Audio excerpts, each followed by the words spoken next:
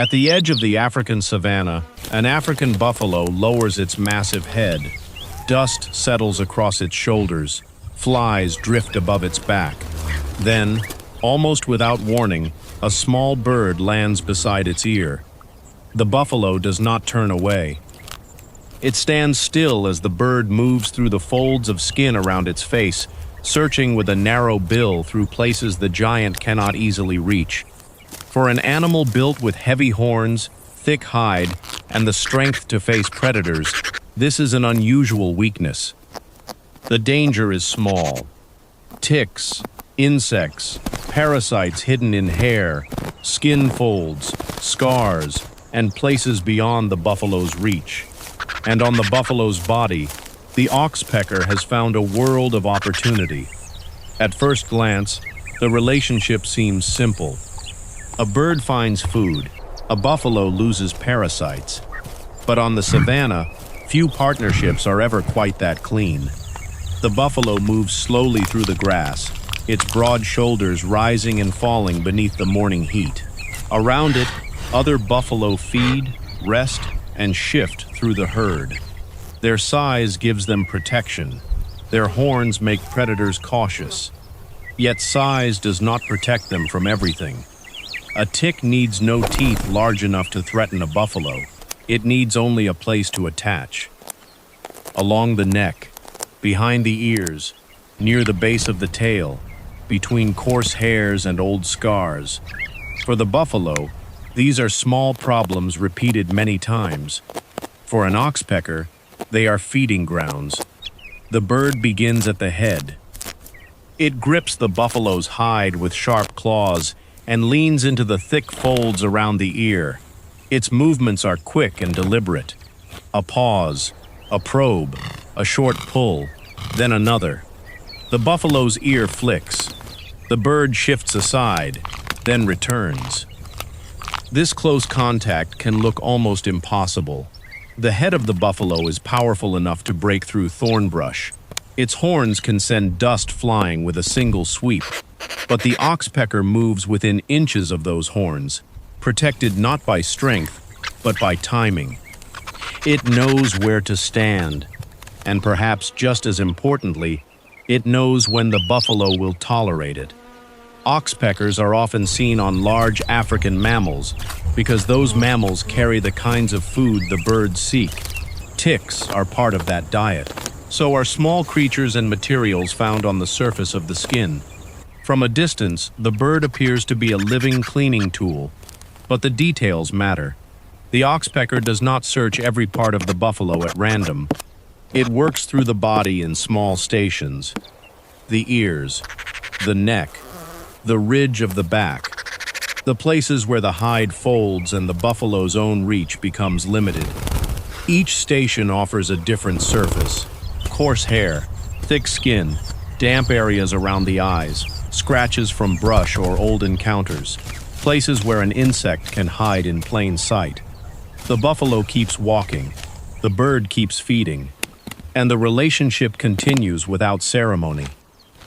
There is no promise between them, no loyalty in the human sense, only a repeated exchange shaped by what each animal can gain in that moment. For the buffalo, the bird may remove some unwanted passengers. For the oxpecker, the buffalo is not merely a place to stand. It is a moving landscape, warm and alive, carrying food across the grasslands. But this is where the story becomes more complicated, because an oxpecker is not always a perfect cleaner. Studies of oxpecker behavior have shown that the birds can also feed at wounds, drinking blood or picking at damaged tissue on some mammal hosts.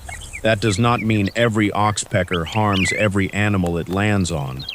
It means the relationship cannot be reduced to a simple label. Not hero, not villain, not always helper, not always parasite. The truth changes with the moment.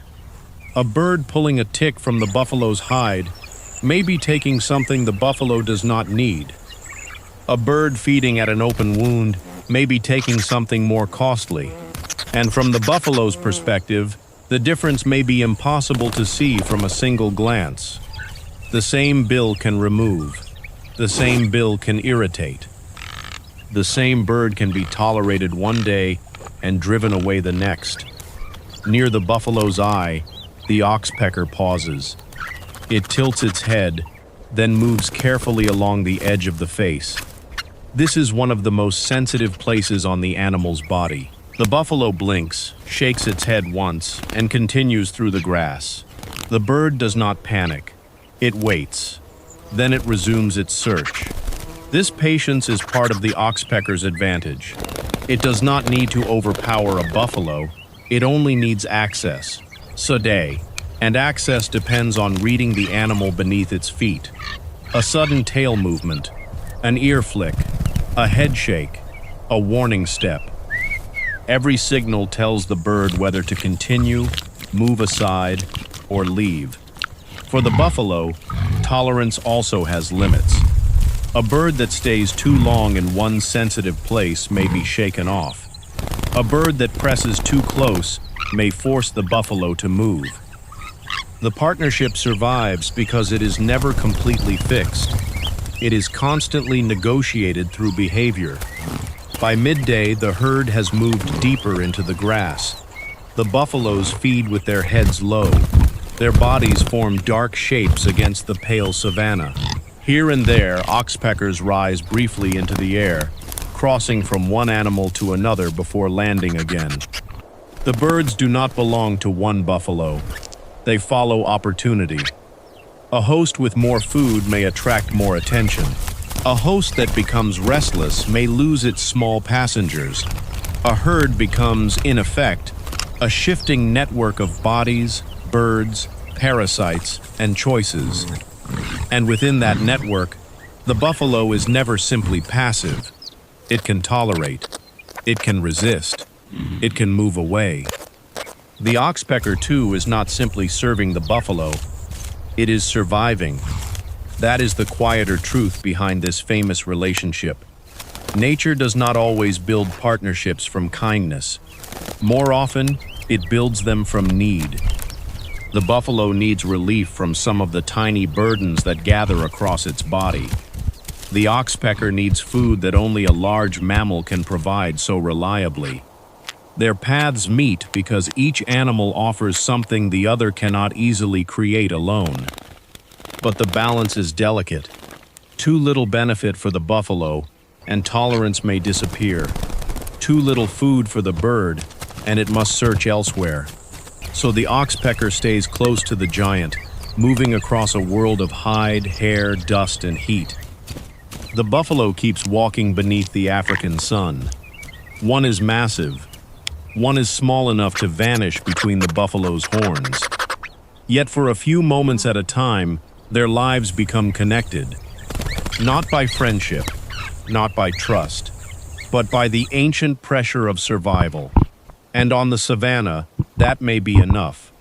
Because even the strongest animal can carry a burden too small to fight alone.